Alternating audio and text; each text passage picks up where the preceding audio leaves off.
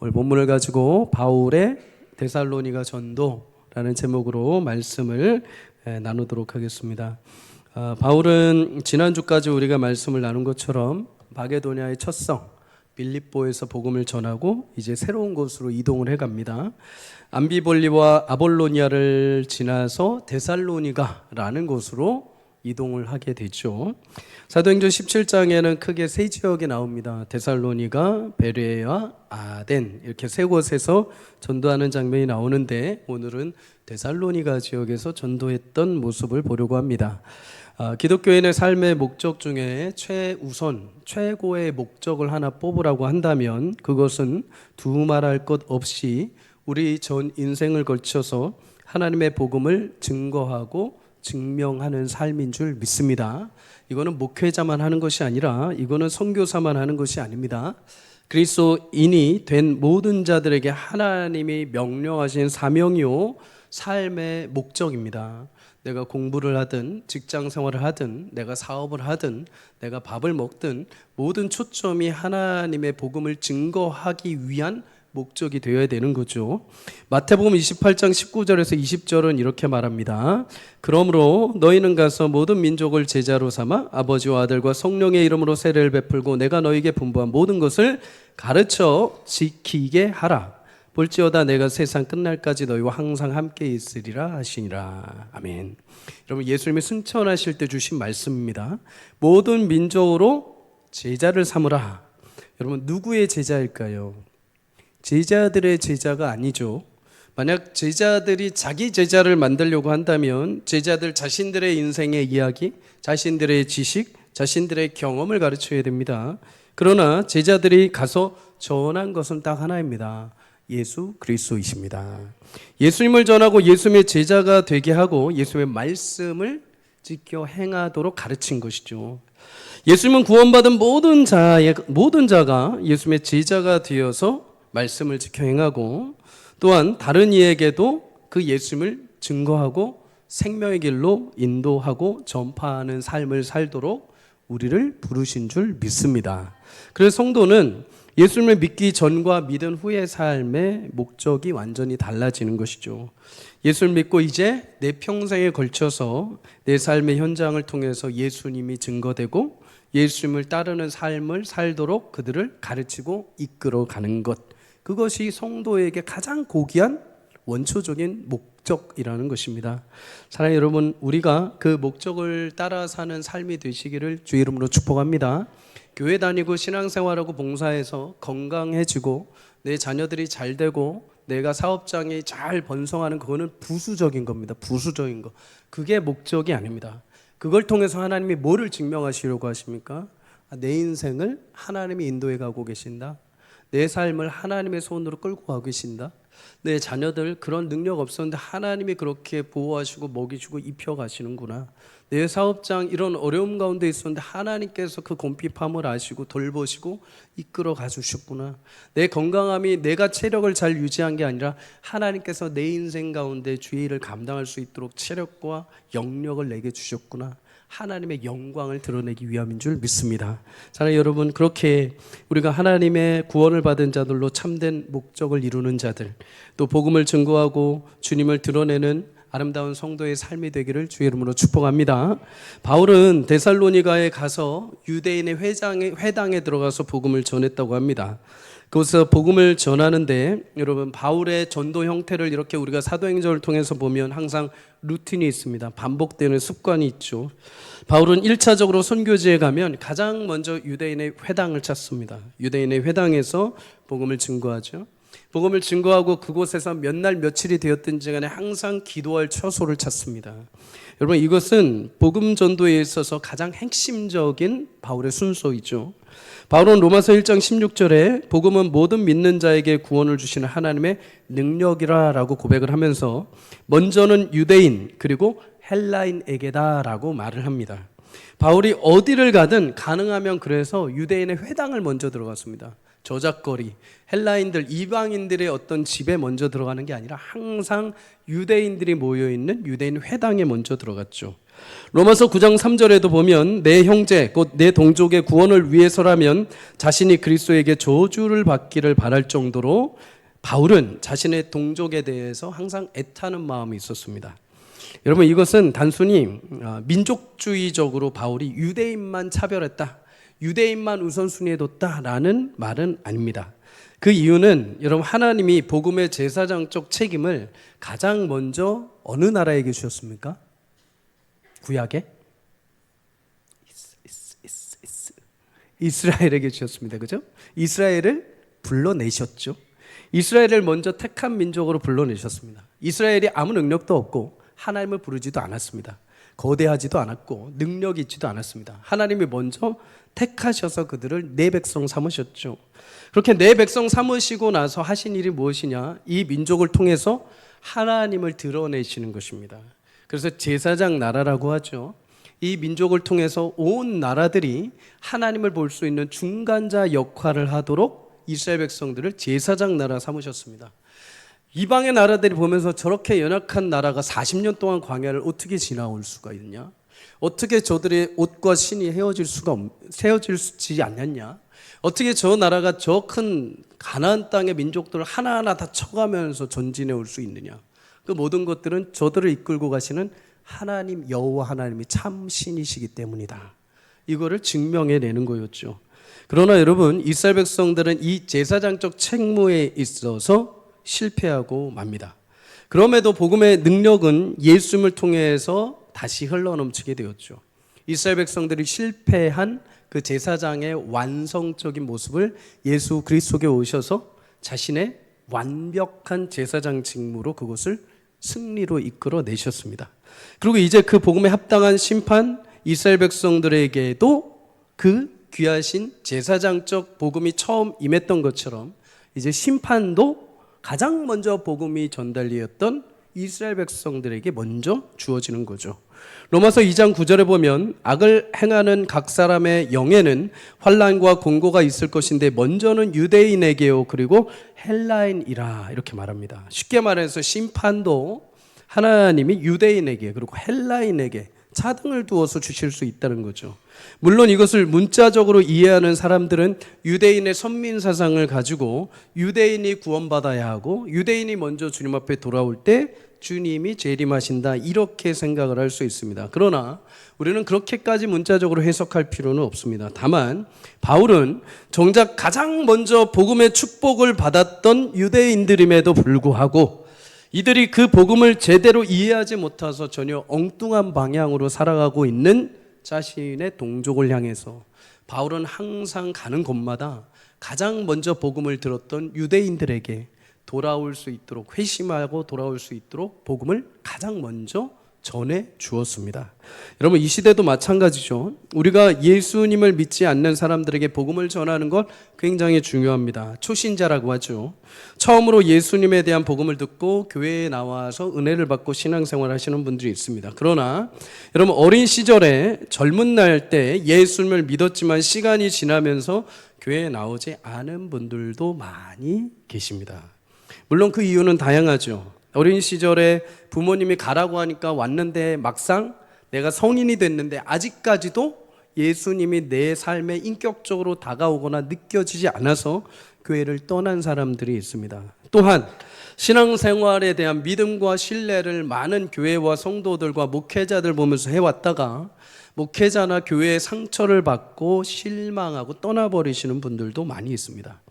사실 초신자뿐만 아니라 이렇게 믿었다가 처음에 먼저 믿었다가 떠나버린 성도들에게도 복음이 다시 선포되고 그들이 전도되어 주께 돌아오는 은혜가 반드시 이 시대에 필요합니다. 예전에 우리가 선교라고 하면 꼭 못 먹고 복음이 없는 저 오지로 막 들어가야 된다라고 생각을 했습니다. 그러나 여러분, 요즘에 우리가 복음을 전해준 나라, 우리에게 복음을 덧입혀준 나라, 유럽과 영국과 미국과 캐나다에서도 여러분 역으로 복음을 전하는 사람들이 있는 거 아십니까? 역으로 오히려 여러분 유럽 교회가 무너지고 영국 교회가 무너짐을 통해서 다시 거꾸로 가서 그 시대의 젊은 사람들에게 복음을 다시 거꾸로 전파하고 있는 선교가 지금 일어나고 있죠. 복음을 전해줬던 나라가 다시 복음을 재전함을 받아야 하는 나라들이 된 것입니다. 성도님들 가운데도 이런 고백을 하시는 분들이 종종 있습니다. 어린 시절에 어떤 저의 친구가 저를 교회로 이끌었어요. 그런데 그 친구가 정작 교회를 떠나서 지금 안 다녀요. 이러시는 분들이 종종 있어요. 여러분, 그렇게 먼저 복음을 들었지만 중간에 복음을 떠나버린 분들이 있죠. 우리 그런 분들을 위해서 어떻게 될까요? 여러분, 과거에 복음을 알았다 하더라도, 복음을 내게 전해 주었다 하더라도 지금 이 자리를 떠나 있는 이들에게 다시 복음을 재증거할 수 있는 은혜가 있기를 주의 이름으로 축복합니다. 우리가 새로운 사람들을 위한 기도도 필요하지만 상처받고 멀어진 자들을 위한 기도와 전도도 필요하죠. 그럼 우리 교회가 그렇게 잃었던 영혼들이 주께 돌아오는 생명의 통로가 되기를 주의 이름으로 간절히 축복합니다. 우리가 항상 장시간 교회에 나오지 못하고 상처받고 상황에 의해서 신앙을 잃어버린 옛 성도들을 그래서 잊지 말아야 되는 거죠. 그들을 위해서 기억하고 그들 위해서 복음을 계속해서 다시 증거하고 생명의 길로 올 수 있도록 여러분 계속해서 격려해 준다면 그들이 어느 순간 여러분의 손을 붙들고 다시 주님의 은혜 가운데 돌아오는 축복이 우리 가운데 임할 줄 믿습니다. 여러분, 바울의 전도 형태의 루틴에 또 한 가지 습관이 있습니다. 2절에 보면 여러분, 바울은 자기의 관례대로 성경을 가지고 강론하였다 이렇게 말합니다. 강론하였다. 여러분, 교회는 말씀을 가르치는 곳인 줄 믿습니다. 교회는 그 외적인 건 다 부수적인 것입니다. 교회는 무조건 말씀이 살아있어야 되고 말씀이 운행해 가셔야 됩니다. 관례대로, 다시 말해 습관을 따라서 전도했다 이렇게 말하죠. 습관을 따라. 여러분, 성도에게 복음 전파는 원할 때 하는 어떤 프로그램 정도가 아니라 습관을 따라서 해야 하는 것입니다. 습관을 따라. 전도뿐만 아니라 신앙생활에도 습관이 굉장히 중요했죠. 우리 24년도 표어가 뭔지 기억하십니까? 네? 거룩한 습관을 가져라? 네, 거룩한 습관을 저도 까먹었어요. 우리가 습관, 신앙생활에 있어서 습관이 굉장히 중요합니다. 어떤 분들은 신앙생활을 습관적으로 하지 말라라고 말하는 분이 있어요. 물론 여러분, 신앙생활을 습관적으로 타성에 젖어서 예배하는 것은 우리가 주의해야 됩니다. 하지만 습관만큼 우리 신앙을 또 지켜주는 건 없습니다. 지켜주는 거 없습니다. 성경을 보면 여러분, 하나같이 다 습관을 따라, 관례를 따라 하나님 앞에 신앙생활을 해온 것을 보게 되죠. 사무엘은 사무엘상 12장에 보면 자신의 민족 이스라엘 위해서 기도하기를 내가 쉬는 죄를 범하지 않겠다 말합니다. 역으로 말하자면 습관을 따라서 매일마다 이스라엘 민족을 위해서 도구 기도했다는 것이죠. 다니엘도 예루살렘 성전 있는 곳을 향해서 창의 문을 열고 하루에 3번씩 기도를 합니다. 습관이 있었죠. 베드로와 요한도 사도행전 3장에 보면 정해진 시간에 맞춰서 항상 기도하러 올라갔습니다. 예수님도 누가복음 22장에 보면 습관을 따라 감람산에 가시어 기도하셨다라고 말합니다. 여러분, 요즘에는 신앙생활하면서 이상하게 여겨지는 것들이 종종 있습니다. 제가 목회자라서 그러는 것이 아니라요. 예전에는 교회를 위해서 봉사하고 기도하고 예배하는 것이 마치 습관처럼 당연히 여겨졌습니다. 습관처럼요. 구원의 크신 은혜를 선물로 얻게 된 성도가 나를 구원하시는 하나님께 기도하고 나를 구원하시는 하나님께 예배하고 나를 구원하시는 하나님께 감사해서 봉사하는 것이 이게 어떻게 보면 당연한 루틴이었습니다. 당연한 습관처럼 이어졌죠. 그런데 여러분, 당연히 예배하고 당연히 섬기고 당연히 봉사하고 그것이 하나님 앞에 내가 할 수 있는 최고의 보답이었습니다. 내가 구원받은 그 은혜의 감사를 내가 어떻게 하나님 앞에 표하고 할까라고 했을 때 열심히 기도해야지, 열심히 예배해야지, 열심히 주님 섬겨야지, 그런 모습이 우리 가운데 습관처럼 있었습니다. 그런데 요즘에 그런 습관을 이야기하거나 그런 습관을 찾으려고 하면 굉장히 낯설죠. 이제 예배에 빠지는 것은 죄송하지만 이제 그냥 우리 가운데는 익숙합니다. 헌신 안 하는 것도 이제 낯설지 않습니다. 이제 전도는 특정한 날 특정한 사람만 하는 것처럼 익숙해져 있습니다. 사람들이 싫어한다고 합니다. 바쁘다고 합니다. 그래서 이제는 안 하는 것이 익숙해져 있습니다. 그것이 습관으로 돼버린 거죠. 근데 여러분, 이 무서운 것이 무엇인지 아십니까? 습관은 여러분 내 마음에서 사실 시작이 됩니다. 내 마음에서. 그것이 내 마음에서 동기부여로 시작이 되고 그것이 반복이 되면서 습관이 되는 거죠. 그리고 그 습관이 내 삶이 됩니다. 습관이 결국 하나님을 향한 내 삶의 태도라는 것입니다. 내 마음이라는 것입니다. 대부분 우리는 모임이나 교회, 예배나 여러 가지 흐려진 이유, 낯설어진 이유를 들 때 코로나를 이야기를 합니다. 코로나. 맞습니다. 여러분, 코로나 전에는 우리가 예배하는 것, 모임하는 것, 봉사하는 것 불편한지 몰랐습니다.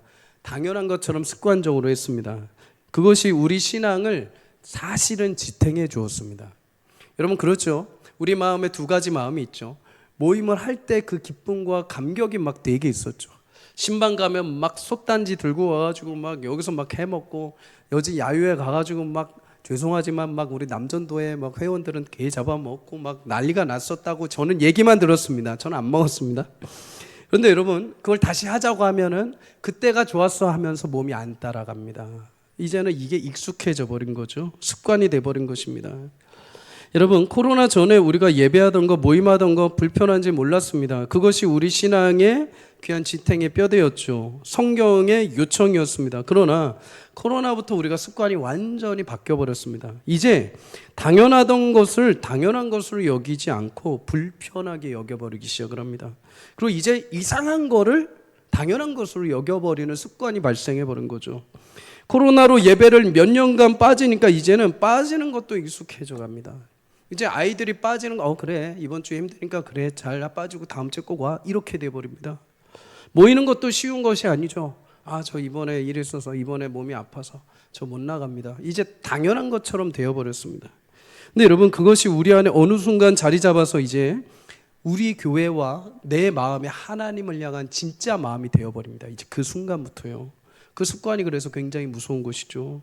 사랑하는 여러분, 더 이상 우리 이제 25년을 시작하면서 도전합니다. 우리 더 이상 핑계 되지 않기를 바랍니다.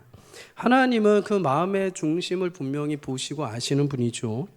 이제 하나님을 위해서 내가 다시 불편함을 감수할 수 있어야 됩니다. 불편함. 솔직히 말해서 우리 불편하죠. 모이는 거, 예배하는 거. 내가 피곤한데 또 예배 나가야 되는 거. 불편합니다. 다들 바쁘시어요. 다들 바쁘시고 아침에 일찍 출근하셔야 되고. 근데 옛날에는 어떻게 그렇게들 하셨는지 모르겠어요. 불편함을 감수했죠. 아니요. 그 은혜가 불편함을 뛰어넘었죠. 불편함이라는 것을 몰랐습니다. 그 은혜가 너무나 감사해서요. 사랑하는 여러분, 우리 다시 하나님을 위해서라면, 내 주님을 위해서라면 기꺼이 하나님을 위한 좋은 습관들을 회복할 수 있기를 주의 이름으로 축복합니다. 기도하는 습관이 회복되기를 주의 이름으로 축복합니다. 예배하는 것이 당연히 여겨지는 습관이 되기를 주의 이름으로 축복합니다. 모이는 것이 당연한 것으로 되기를 주의 이름으로 축복합니다. 모인다고 하면 왜 모여야 돼요? 모여서 뭐예요?가 아니라 여러분 모여서 예배하죠. 교회에서 모이면 뭐합니까? 기도하죠. 교회에서 모이면 뭐합니까? 위로하고 격려하고 서로 밥 먹고 서로 따스하게 안아주고 힘을 내고 또 내일부터 월요일부터 가서 일하는데 열심히 살아 하면서 격려해 주는 것이죠. 그래서 모이는 것이죠. 여러분 우리 안에 다시 한번 그런 하나님을 향한 신실한 습관들이 회복되기를 주의 이름으로 축복합니다. 그래야 교회 안에 변화가 일어나기를 시작합니다. 내 신앙도 내 가정도 변화가 일어나기 시작을 합니다. 누누이 말씀드리죠. 여러분 변화는 어떤 제도적 장치로 일어나지 않습니다. 내가 변화하면서부터 변화가 시작이 됩니다. 내가 변화를 하면서부터 내 주위와 교회와 가정이 변화가 시작이 되는 줄 믿습니다. 여러분 그런 새로운 습관의 변화가 올해 우리 가운데 임하기를 주의 이름으로 축복합니다.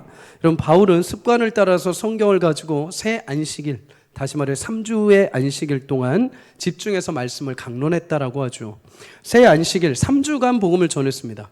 바울이 에베소 교회처럼 3년 동안 길게 복음을 전한 것도 있지만 데살로니가 교회처럼 3주의 짧은 시간을 복음을 전한 것도 있습니다. 그런데 이 전한 시간이 길든 짧든 전한 복음의 핵심은 똑같습니다. 우리 3절 17장 3절 함께 읽습니다. 시작.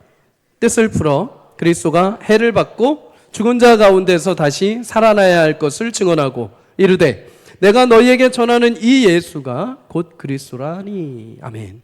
여러분, 바울의 복음은 오직 예수가 그리스도이심을 증거하는 것이었습니다. 유대인들은 누구라도 성경, 곧 구약의 말씀에서 메시아가 오실 것을 다 배우고 알고 있었습니다. 기대하였었죠. 바울은 그렇게 너희가 기다리던 메시아가 이 땅에 오셔서 왜 고난을 당하셔야 했는지, 왜 죽고 부활하심으로 그분이 메시아이신지를 알려주었습니다. 신앙생활하면서 여러분, 우리가 중요한 것들이 몇 가지가 있죠. 그 중에 하나, 여러분, 그것은 내가 받은 구원을 입술로 고백할 수 있어야 됩니다. 입술로.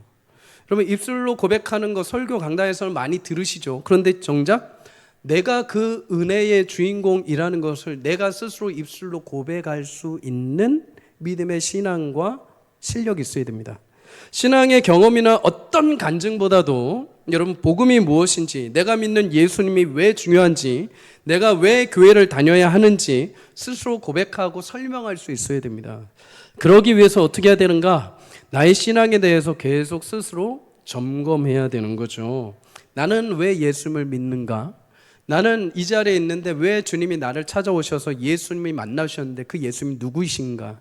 나는 왜 교회를 다니고 있는가? 내가 믿는 예수님이 진정 구원자이신데 구원자의 의미가 무엇인가? 그 구원의 의미를 나는 지금 받고 누리고 살아가고 있는가? 자신에게 예수님이 어떤 의미인지 계속 질문할 수밖에 없습니다. 그게 내 것이 돼야 하기 때문이죠. 그리고 그 복음에 합당한 답을 얻을 때야 비로소 내가 스스로 고백할 수 있습니다. 내가 스스로 진짜 주님을 전향할 수 있죠. 앞에서 예배 나오십시오, 기도하십시오 안 해도 그때 가서야 내 주님을 내가 스스로 알고 인격적으로 만나고 고백할 수 있기에 내가 주님 앞에 손을 두고 기도할 수 있고, 내가 예배할 때 주의 은혜를 사모할 수 있고, 내가 평일에도 주님의 말씀 안에 거하고자 하는 사모함들이 내 안에 나타나게 되는 거죠. 여러분, 나 스스로 고백할 수 있을 때 진정 구원을 얻은 자라고 할 수 있습니다.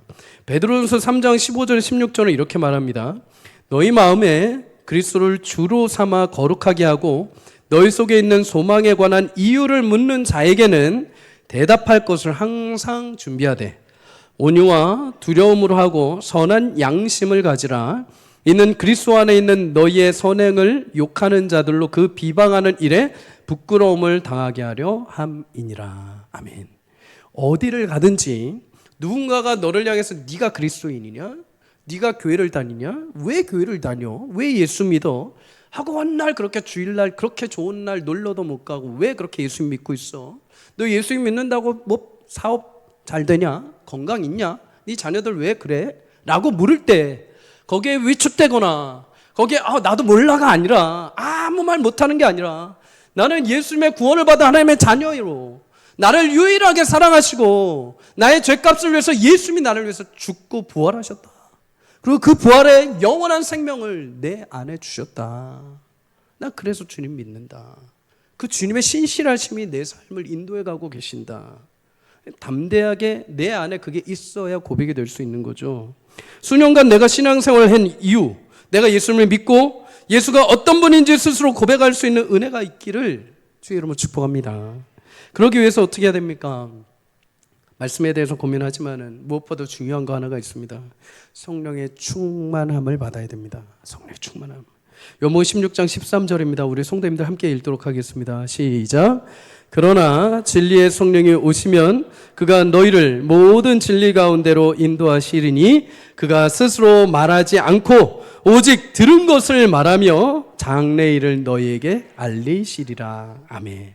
성령 충만하기를 주 여러분 축복합니다. 성령을 사모하는 은혜가 있기를 주 여러분 축복합니다.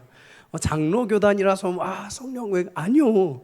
장로교단이든 성결교단이든 뭐 어떤 교단이든 상관없이 성령은 우리 가운데 함께 하시고 성령의 역사로 운행해 가고 계시는 줄 믿습니다. 여러분, 성령 충만한다고 하면은 우리는 자꾸만 어떤 막 신비로운 역사, 막 은사를 받고 막 신비로운 능력으로 막 행하는 것을 자꾸만 떠올릴 수 있습니다. 물론 그것도 있습니다. 그러나 여러분, 성령 충만함은, 진실로 성령 충만함은 내 입술로 나의 신앙을 고백하고 복음을 증거할 수 있는 지혜와 은혜를 주시기 위해서 성령이 내 안에 오신 것입니다. 여러분, 성령을 부으시는 이유, 나를 구원하신 것도 있지만 내 안에 임하셔서 예수님을 온전히 증거할 수 있도록 만들어주시는 분이죠.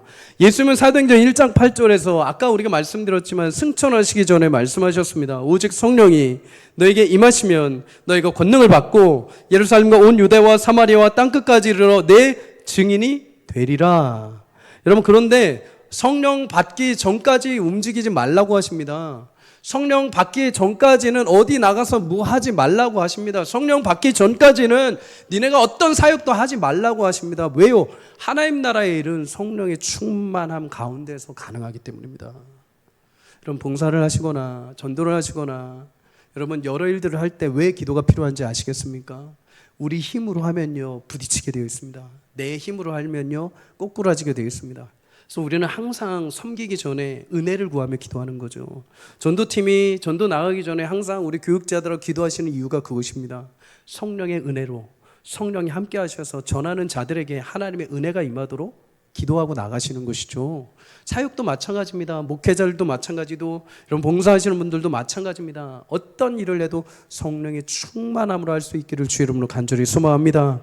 여러분, 성령의 충만함이 주어졌을 때 어떻게 됩니까? 사도행전 2장에 보면 그 시각부터 그곳에 모였던 경건한 유대인들이 모두 성령을 받고 각 나라의 말로 하나님의 큰 일을 이야기하기 시작했다 말합니다. 성령의 충만함을 받고 성령의 은혜로 말하기 시작을 했다. 여러분, 성령 충만함은 예수님의 증인이 되도록 성령이 우리 가운데 함께 하시고 역사하시는 사건인 줄 믿습니다. 성령 충만한 교회는 그래서 복음이 증거가 됩니다. 주님을 구주로 고백하고 구원하는 일에 힘쓰게 되어 있습니다. 성령 충만한 성도는 복음을 증거하고 영혼 구원에 힘쓰게 되어 있는 거죠. 여러분, 성령 충만한 은혜가 25년도 우리 교회와 성도님들과 가정에 임하기를 주의 이름으로 축복합니다. 성령 충만함과 성령의 가르치심을 따라 내 신앙을 고백할 뿐만 아니라 사람들 앞에서, 세상 앞에서 그 입술로 복음을 담대히 증거하고 하나님 나라를 전파하여 많은 영혼들이 주께 돌아오는 축복이 있기를 주의 이름으로 소망합니다. 여러분, 그런데 바울이 이렇게 전도를 했는데 그 반응에 있어서 크게 두 부류가 반응이 갈라지게 됩니다. 4절에 보면 어떤 사람, 곧 경건한 헬라인이 큰 무리와 적지 않은 귀부인들이 바울과 실라의 말을 듣고 바울을 따랐다라고 말하죠. 회당에 하나님께서 유대인들이 모임 가운데 그 당시 헬라 사람들이 거기에 들어와서 말씀을 우연히 듣고 그들이 점점 하나님을 경외하는 마음으로 회당 가운데 참여했었습니다. 그리고 이제 바울의 이야기를 듣고 진짜로 예수님을 영접하는 은혜가 생기죠. 데살로니가의 유대 여인들과 달리 헬라 여인들은 부유한 장군, 사업가의 아내들로 간섭 없이 자유롭게 신앙의 종교의 자유가 있었습니다. 이들 가운데 적지 않은 귀부인들이 바울의 설교를 듣고 우리도 주님을 믿겠습니다 하고서 이 여인들이 바울 편에 서기 시작을 한 거죠. 그런데 이와 달리 바울이 전한 복음을 거부한 사람들이 등장을 합니다. 그들은 유대인들입니다. 5절에 보면 그들은 시기하여 시장에 불량한 사람들 이끌고 와서 지역을 소동케 했다라고 말하죠. 바울과 실라에게 묵을 곳을 제공했던 야손이라는 자의 집까지 쳐들어가서 바울과 실라를 잡지 못하자 그들을 끌어내고 야손을 갖다가 핍박을 합니다. 여러분, 이와 같이 복음을 전할 때 반드시 반응이 두 부류가 나오게 되어 있습니다. 복음을 듣고 예수의 길에 서는 자들, 반대로 복음을 듣고 오히려 원수를 맺고 고발하는 자들, 두 부류로 나뉘게 되어 있죠. 먼저 우리가 기억해야 할 것이 있습니다. 우리는 여러분 때로는 너무 결과를 중요시 여기합니다. 그것이 복음 증거에도 똑같이 동일하게 나타나죠. 그래서 전도하는 삶에 있어서 걱정하는 것 중에 하나는 내가 전했을 때 그 사람이 받아들이지 않으면 어떡하지? 혹은 우리가 거기 가서 이렇게 전도를 했는데 목사님 거기는 사람들도 안 다니고 거기 사람들은 괴팍하고 거기 사람들은 모두 다 우상숭배 지역이라서 복음이 안 들어갈 거예요 하고서 미리 짐작을 해버리는 것입니다. 여러분, 그래서 시도조차 하지 않을 때가 우리 있습니다. 그러나 여러분 기억해야 하는 것은 복음을 전할 때 받는 자들이 있는 반면 거부하는 자들은 반드시 있게 되어 있습니다. 그런데 그것은 전하는 자들의 문제가 아니라 그것을 받아들이는 자들의 마음의 태도에 달려 있습니다. 물론 복음을 증거할 때 지혜롭게 합당하게 전해야 됩니다. 하지만 그렇게 지혜롭게 증거하면서도 여러분 결과가 분명히 다르게 나올 때마다 우리의 마음은 실망이나 좌절이나 거봐요 안 될 줄 알았어야 하면서 패배감에 젖어서는 절대 안 됩니다. 고린도후서 2장 16절은 분명히 우리에게 이렇게 말씀합니다. 이 사람에게는 사망으로부터 사망에 이르는 냄새요 저 사람에게는 생명으로부터 생명에 이르는 냄새라 누가 이 일을 감당하리요. 여러분 바울은 복음을 전합니다. 동일하게 복음을 전하죠. 그런데 누군가에게는 그 복음이 생명의 냄새로 다가간다고 합니다. 누군가에게는 그 냄새가 마치 죽을 것 같은 사망의 냄새처럼 달려든다고 합니다. 싫어서 거부하는 것이죠. 좋은 향내로 받아들이는 사람들은 그것을 흡입하는 것입니다. 여러분 그렇다면 생명의 냄새로 받는 자들의 특징은 뭐고 죽음의 냄새로 받는 자들의 특징은 무엇일까요? 바울이 나중에 데살로니가 교인들을 향해서 서신을 쓰는 게 있는데 데살로니가 전후서입니다. 바울이 비록 3주라는 짧은 시간 동안에 복음을 전했음에도 불구하고 여러분 데살로니가 교회에 엄청난 소문이 들리기 시작합니다.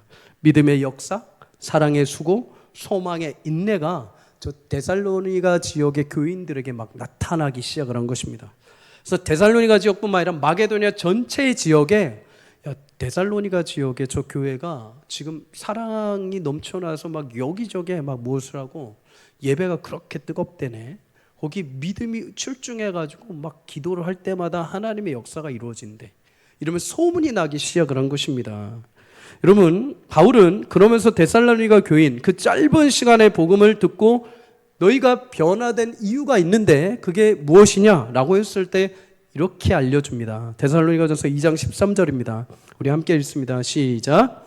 이러므로 우리가 하나님께 끊임없이 감사함은 너희가 우리에게 들은 바 하나님의 말씀을 받을 때에 사람의 말로 받지 아니하고 하나님의 말씀으로 받음이니 진실로 그러하도다. 이 말씀이 또한 너희 믿는 자 가운데서 역사하느니라.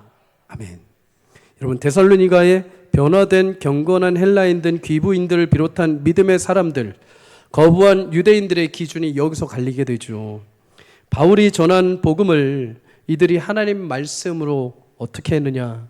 여러분 변화된 사람들은 바울이 전한 말씀을 하나님의 말씀으로 믿고 받았다라고 합니다. 바울의 말씀을 하나님의 말씀으로 믿고 받은 자들은 그들에게 그 말씀이 그 안에서 믿음으로 역사하기 시작을 했다는 것입니다. 하나님 말씀이 그들 안에 딱 입력이 되자 거기서부터 하나님의 능력이 시작이 된 거죠. 그래서 그들은 서로 안에 믿음의 역사, 사랑의 수고, 소망의 인내가 나타난 겁니다. 반면 여러분 유대인들은 바울의 말을 뭐로 들었냐면 사람의 말로 받아들입니다. 사람.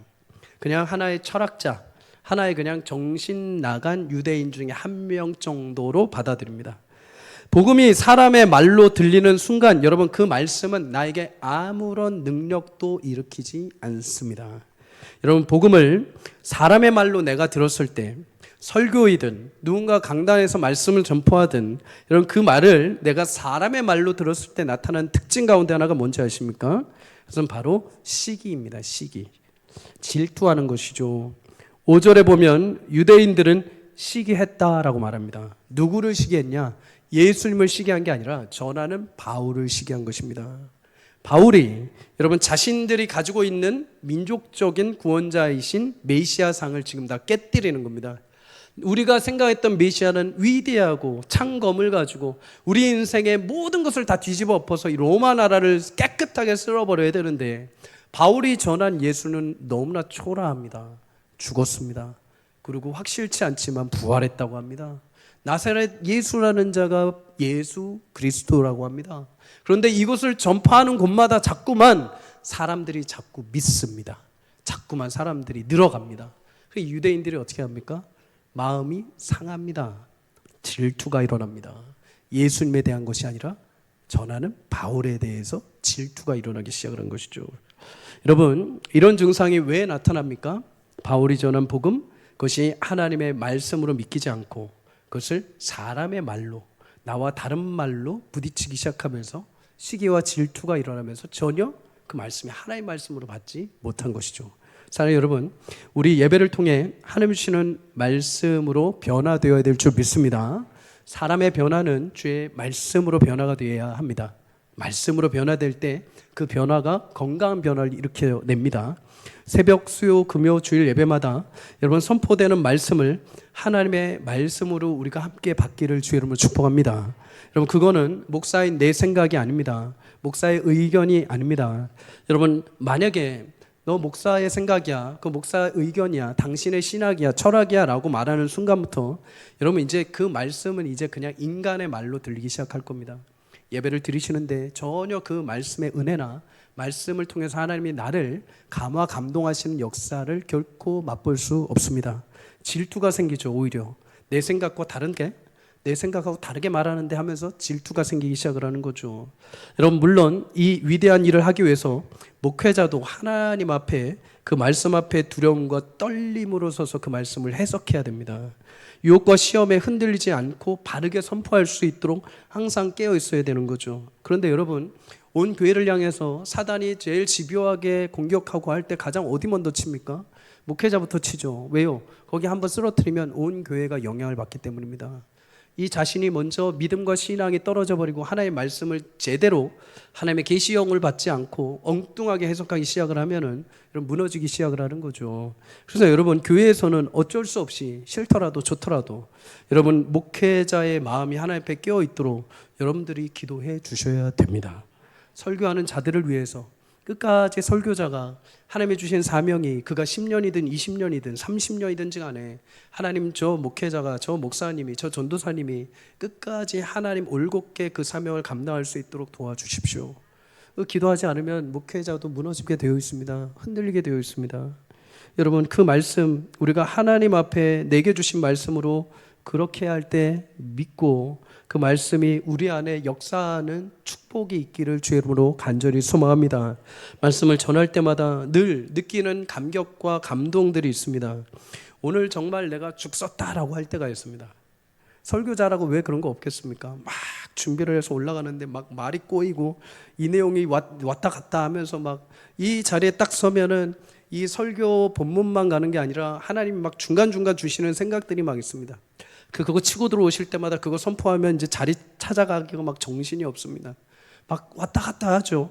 그러면 오늘 죽 썼다.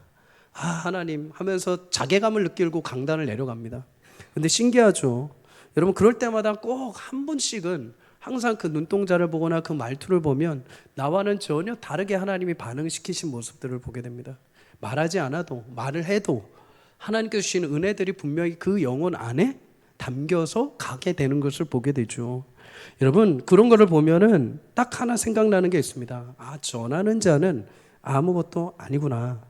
전하는 자를 통해서 하나님이 그 말씀에 물론 산뜻하고 알기 쉽고 지혜롭게 들리는 단어들을 사용하는 것도 중요하지만 말씀의 권능이 담겨 있구나. 그 말씀을 사모하고 듣는 자들에게는 하나님이 그 안에 생명을 주시는구나 라는 것을 깨닫게 됩니다. 사랑하는 여러분, 우리가 하나님의 말씀이 울려 퍼질 때마다 이게 내게 주신 말씀으로 믿고 우리가 함께 그것을 먹고 내 안에서 열매를 맺는 축복이 있기를 간절히 소망합니다. 우리가 지난 송구영신 때 변화를 해야 된다고 말씀을 드렸습니다. 변화. 진짜 변화는 하나님의 말씀을 보는 관점이 먼저 변화가 돼야 되죠.